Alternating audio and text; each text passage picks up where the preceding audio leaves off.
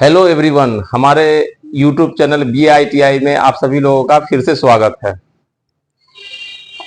आज हम आप लोगों को बताने जा रहे हैं DIS और DFSC का जो बहुत ही इंपॉर्टेंट चैप्टर है, सेकेंड चैप्टर है PPE, पर्सनल प्रोटेक्टिव इक्विपमेंट, व्यक्तिगत सुरक्षा उपकरण।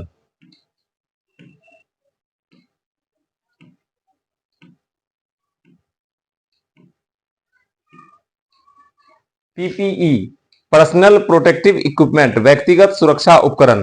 पहले हम आप लोगों को ये बताना चाहेंगे इसका प्रैक्टिकल पीपी व्यक्तिगत सुरक्षा उपकरण है क्या।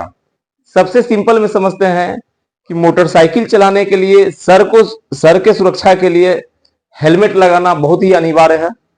नहीं लगाने जाने पर, पकड़े जाने पर फाइन देना होता है। लेकिन उससे भी बड़ा नुकसान होता है व्यक्तिगत हानि।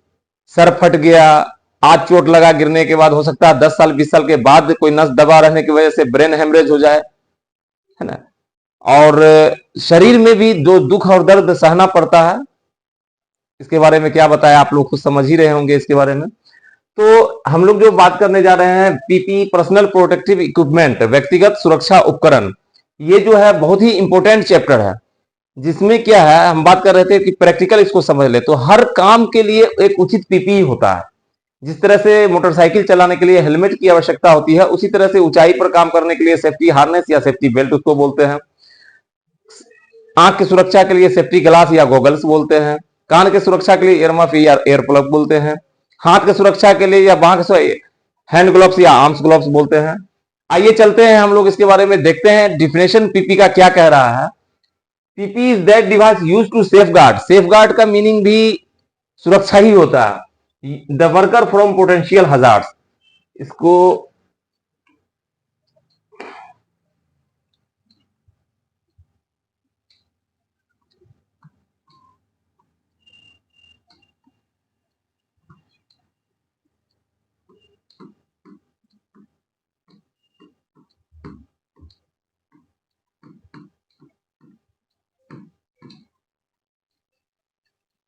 It is also called the last line of defence. यह पीपी बचाव का आखिरी तरीका है, आखिरी साधन है। तो ये डिफिनेशन है पीपी का। PP is that device, PP एक ऐसा या वैसा डिवाइस है जो काम करने वाले को संभावित जोखिम से बचाता है। पीपी एक ऐसा डिवाइस है जो काम करने वाले को संभावित जोखिम से बचाता है। यह बचाव का आखिरी तरीका है। ये पीपी का डिफिनेशन है। अब इसको आते हैं हम लोग, कितने प्रकार के ही होते हैं PP. Two types of PP. PP दो प्रकार के होते हैं। एक पहला नॉन रेस्पिरेटरी टाइप और दूसरा respiratory type. Non respiratory type का मीनिंग क्या हुआ, जो श्वास से संबंधित नहीं है, और रेस्पिरेटरी टाइप का मीनिंग है जो श्वास से संबंधित है। ये नॉन रेस्पिरेटरी टाइप है, बॉडी का ऑर्गन है। ऑर्गन मेडिकल टर्म्स में यूज किया जाता है, जो शरीर का अंग है। क्योंकि आंख, चेहरा, हाथ, पांव, ये सब जान ही रहे हैं बॉडी का ऑर्गन है। ये इस तरफ सब एग्जाम्पल है। इस चीज को इस चीज से बचाया जाता है। आते हैं, देखते हैं आंख और चेहरे के बचाव के लिए क्या करते हैं, क्या यूज करते हैं। सेफ्टी ग्लास और फेस शील्ड। कान की सुरक्षा के लिए ईयर मफ और ईयर प्लग। ये क्या है, आप मोबाइल खरीदते हैं जब तो डब्बा में हेडफोन मिलता है, सेम जस्ट लाइक वैसा ही रहता है।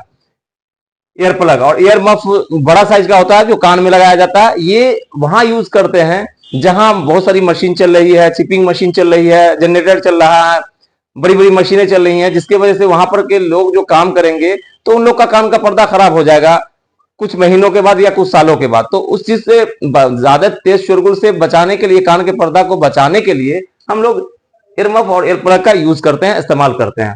सर की सुरक्षा के लिए आप सभी लोग जानते हैं, हम लोग भी जानते हैं कि सर की सुरक्षा के लिए सेफ्टी हेलमेट का इस्तेमाल किया जाता है। हाथ और बाह का सुरक्षा के लिए हैंड ग्लव्स और आर्म्स ग्लव्स, ये दोनों का इस्तेमाल किया जाता है। फुट एंड लेग प्रोटेक्शन के लिए सेफ्टी शू और गम बूट। बॉडी प्रोटेक्शन के लिए सेफ्टी हार्नेस या इसको सेफ्टी बेल्ट भी बोलते हैं। दूसरे टाइप में है रेस्पिरेटरी टाइप, जो सांस से संबंधित है।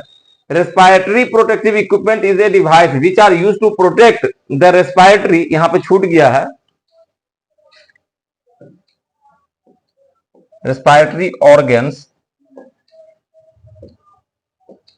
from dust particles ये डस्ट पार्टिकल्स मीनिंग होता है इसका धूल कण।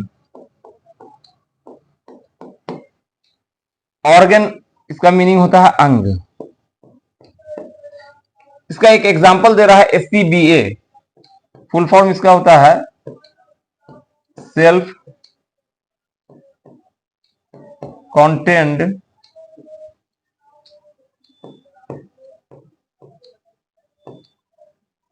ब्रीथिंग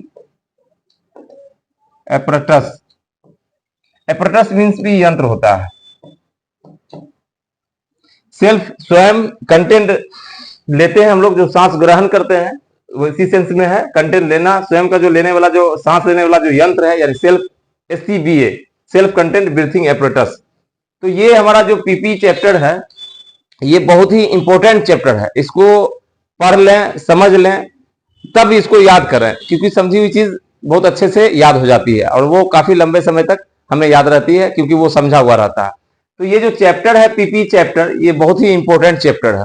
आप DIS कीजिए, 1 year diploma in industrial safety management कीजिए, 1 year diploma in fire safety management कीजिए, advance diploma in industrial safety कीजिए, PG diploma in industrial safety कीजिए। सेफ्टी का, फायर एंड सेफ्टी का कोई सा भी कोर्स आप करते हैं तो ये PP चैप्टर आएगा ही, आपको पढ़ना होगा ही, स्टडी करना होगा। प्रैक्टिकल वर्क करने के लिए भी आप सभी लोग जब जाएंगे तो वहां भी इसका बहुत अहम रोल है। विदाउट PPE यूज किए बिना आप कंपनी के, विदाउट हेलमेट यूज किए हुए आप कंपनी गेट, मेन गेट के अंदर आपको जाने के लिए एंट्री नहीं दिया जाएगा। क्या पता ऊपर से जैसे ही आप घुसे, ऊपर से ऊंचाई से कुछ गिर जाए आपके सर पर। तो PPE लगाना बहुत ही जरूरी है, PPE का इस्तेमाल करना बहुत ही जरूरी है हमारे बॉडी के ऑर्गन को बचाने के लिए।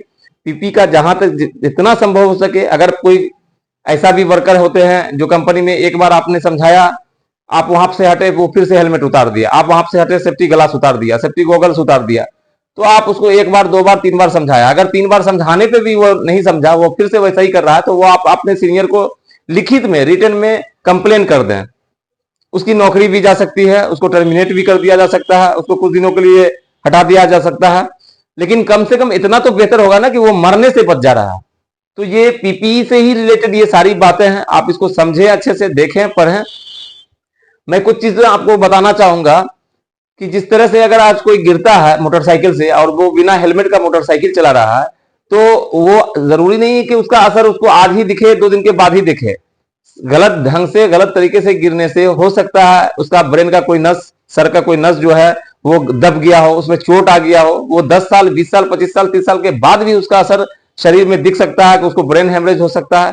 इतना बड़ा जो है सीवियर इंजरी हो सकता है, गंभीर दुर्घटना जो है हो सकती है। तो इसके लिए अनिवार्य है कि हम सभी लोग जो है PP का इंपोर्टेंस ऑफ PP का महत्व को समझें और उसका इस्तेमाल करें।